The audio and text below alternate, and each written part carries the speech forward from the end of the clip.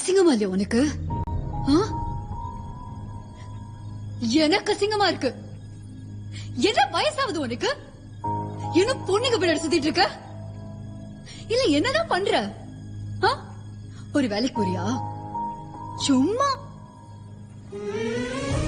உனக்கும் சேர்த்து அவர் வேலைக்கு போறாரு. ஒன்னு தெரிஞ்சுக்கோ, உன் மெடிக்கல் செலவு அத்தனையும் அவர் தான் பாத்துக்கிட்டாரு. ஒரு நிமிஷம். இது என்ன தெரியுதா? இந்த வீட்டோட டூப்ளிகேட் பத்திரம். ஒரிஜினல் எங்க கிட்ட இல்ல.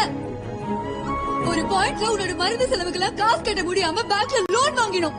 திரும்ப கட்ட முடியாம இப்ப இந்த வீடே சீஸ் பண்ற நிலைமையில இருக்கு. சொந்த வீடு வாங்குறது எத்தனை பேரோட கனவு தெரியும் உனக்கு?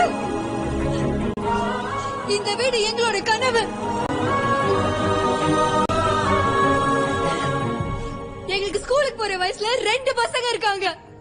அவங்களோட குடும்பத்தோட சேர்ந்து நாங்க நட் ரோட்ல நின்னு வச்சுக்கோயே.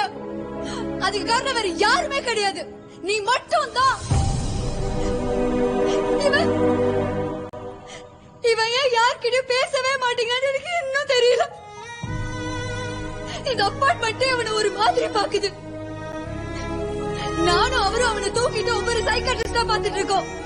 இந்த பிரச்சனைக்கு நீ வேற 20 வயசானாலே பசங்க வீட்டுல காசு கேட்கறதுக்கு அசிங்கப்படுவாங்க. உனக்கு 34 வயசாகுதுடா. நீங்க நீ கொஞ்சம் தயவு செஞ்சு சும்மா இருக்கீங்களா? இன்னும் உனக்கு அந்த மனுஷன் தான் சோறு போட்டுட்டு இருக்காரு. அது ஏன் தெரியுமா?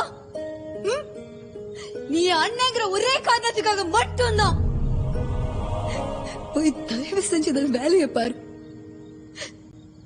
நீ ஏன் தான் எந்திரிச்சு